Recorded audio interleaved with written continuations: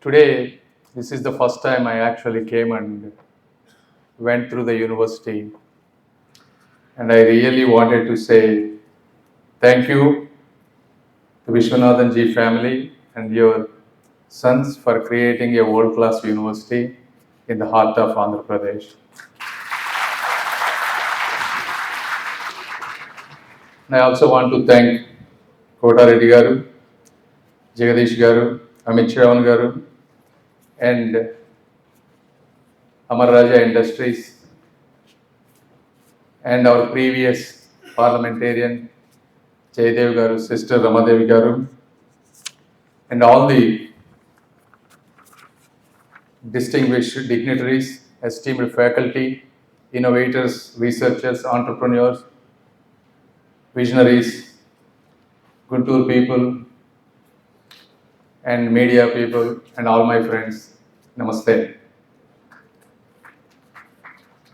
Today, the initiative, the VIKAS 2024, initiated by the VIT University, is not just an event, it goes beyond a traditional event. It's a platform designed to bring startup founders, researchers, academia, and industry leaders from across the country to help shape India's future.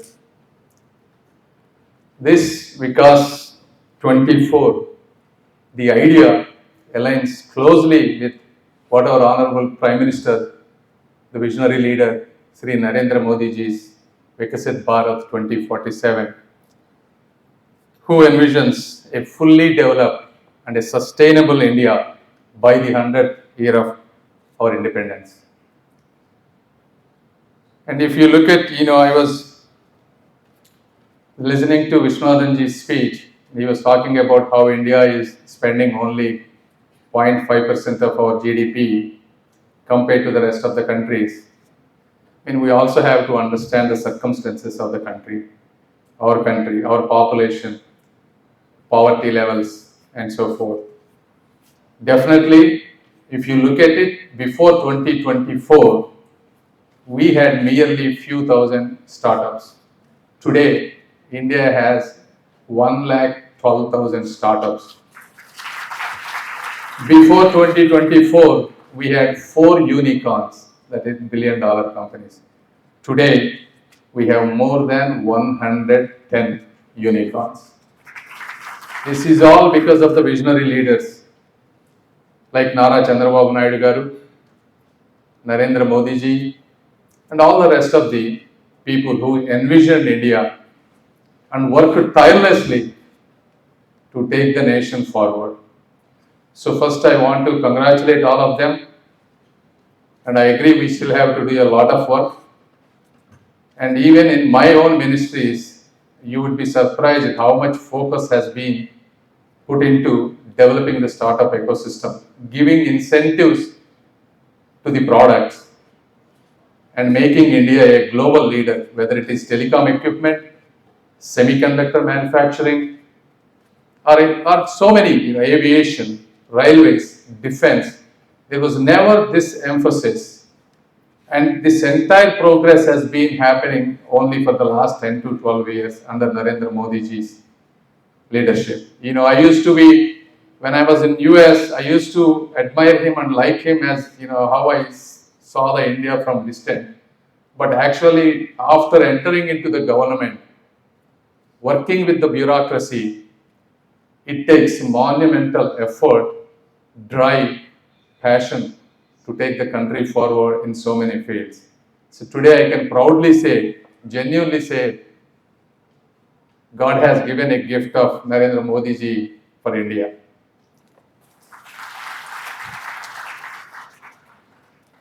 And I want you to know, this is not just a governmental goal, it's a national aspiration that calls upon each of us to contribute, to innovate, and to lead. There are so many innovators and researchers. Your ideas are the seeds of the progress. Through collaborative research and development, You have the power to create technologies and solutions that can transform industries and uplift communities. VIKAS 2024 offers you a fertile ground to cultivate these ideas, test them, and bring them to market. And we have quite a few startup founders and entrepreneurs. I want to say you are the catalyst of change. Your agility, resilience, creativity, and willingness to take risks drive economic growth and societal advancement. This initiative provides you with the mentorship, resources, and networks opportunity to scale your ventures and make a lasting impact. And we have quite a few industry leaders. Your experience and resources are invaluable. By engaging with these emerging talents and new ideas, you are not only at the forefront of cutting edge innovation, but also contribute to building the ecosystem that benefits every one of us. Your participation in this program bridges the gap between theory and practice, ensuring that innovations are market ready and impactful. And I once again congratulate the VIT University to be the conduit of this collaboration. Through this program, they aim to accelerate not just individual projects, but the nation's trajectory towards sustainable development. But if you look at it, I see so many people, and I'm pretty sure some of you are not the startup founders here. But you might be wondering, how can you participate in this ecosystem? Is coming up with good ideas, innovation, is a talent that is only for gifted and talented people? Or is it for somebody who does not have all the resources, who does not have all the educated parents, or who does not have the right mentors? Is it possible for you to innovate?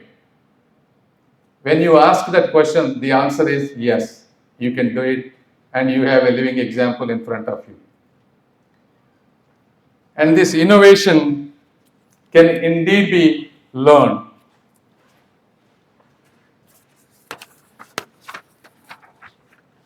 Innovation involves cultivating curiosity, embracing new perspectives, and developing problem-solving techniques. If you look at me, as they have said, I secured 27th rank in medicine. That means there are 26 people who are smarter than me in my class alone.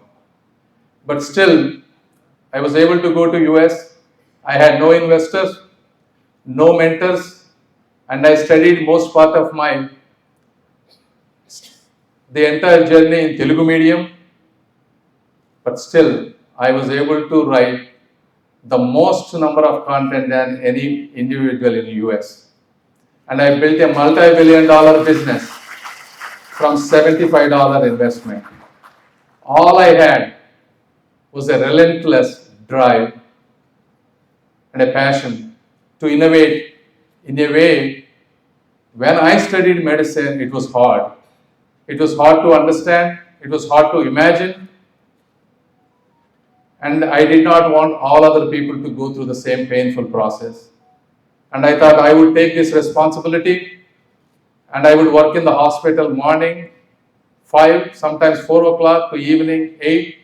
Then I would come and I would eat the dinner until night 11. I would work on developing whatever the patients that I have seen in the morning. And I worked like this continuously for at least 10 years to build one of the finest products in the world for medicine. When you are doing this process, so many people, because initially you don't know what you are building, but as you are passionate, the passion and your hard work is quite contagious. People will join you, and then you start forming some of the best teams, and then that's how you build the great companies. So fundamentally, as long as you have the drive and passion to solve some problem that you see on day-to-day basis, you can really find and build great companies. I have a methodology.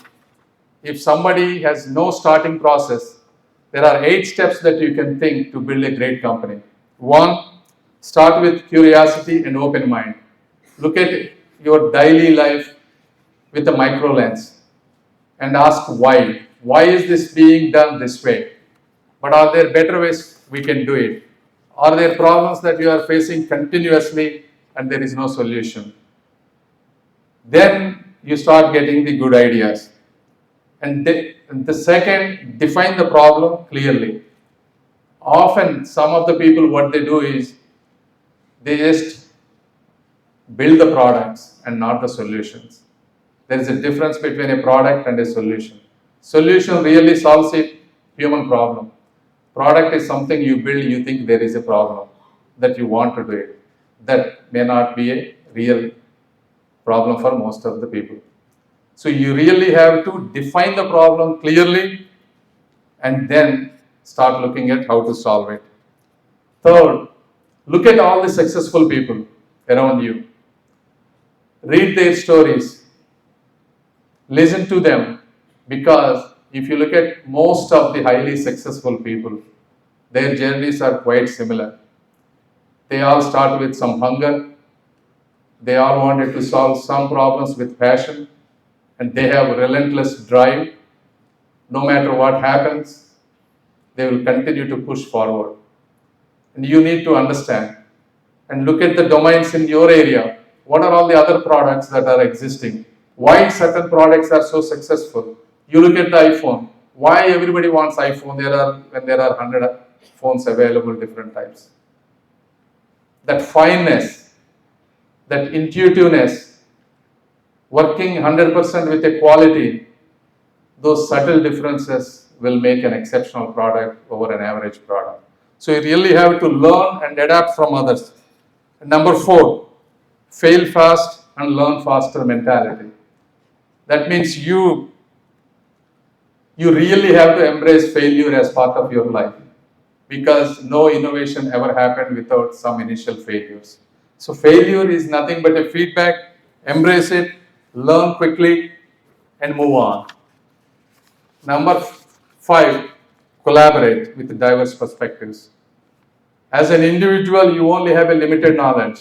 You have to put your egos down and accept the society that there are much smarter people than us with different perspectives, and you need to work with all of them. When you do that, you are not just building a product, you are building a legacy, because they will give you their best every day. So that collaboration with diverse perspectives is really crucial. And number 6, use simple prototyping. You don't need a lot of people wait for the right time, right funding, and they plan really big thinking and never start anything. It is okay, think big, but start small and act now. Don't wait. And if you start with the small prototypes, you will understand the problems, you will learn a lot, and mistakes can be rectified quickly. And number 7, experiment with incremental approach. Not all innovations have to be groundbreaking and start from the scratch.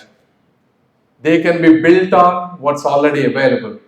In my case, I did not write the entire medical content, or pharmacy, or law, or accounting, finance. We looked at what is available and we saw how can we make this engaging, visually intuitive, bite-sized, and apply the theory with the practicality. So that's the innovation we did. Like that, in every area, you can take what's existing and build on it. And finally, develop a resilient mindset.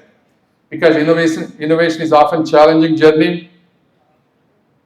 So when you have tough times, it is really important that you have a supportive family and friends. Do not ignore those backbone structures. When you have that resilient mindset, failure is okay, and I have people to support me, you can go a much long way. So by embracing these principles, you can begin innovating even if you are new to the concept. And I want you, as I said just now, innovation is about waiting for right time, place, or resources to appear. It is about creating the time, seizing that opportunity, and leveraging every resource to bring ideas to life. And I urge all of you to take advantage of this VIKAS 2024 has to offer. Finally, let us be the generation that did not just dream of change, but became the driving force behind it. Let us build, innovate, and inspire for ourselves, for our nation, and for the generations to come. The last sentence I wanted to say, not just me, I am hoping all of you also echo this, for bringing these kind of world-class universities to Amaravati was possible only because of the relentless effort of our Chief Minister, Sri Nara Chandrababu Naidu garu. And I have seen so many startups this morning. They were quite interesting, and they focus on real problems, some of them. Cleaning the canals, oceans. You look at all the Guntur municipality. All these canals are flooded with plastic. And one innovation which can be an automated robot that can clean these could be invaluable. Like this, there are so many practical solutions, and these are all possible because of the people like Vishwanathan ji, Chandrababu Naidu sir, and all of them. So I want to congratulate on behalf of Guntur people once again, and thank you everyone for inviting me, and thank you for all of you for patiently listening to my speech. Thank you.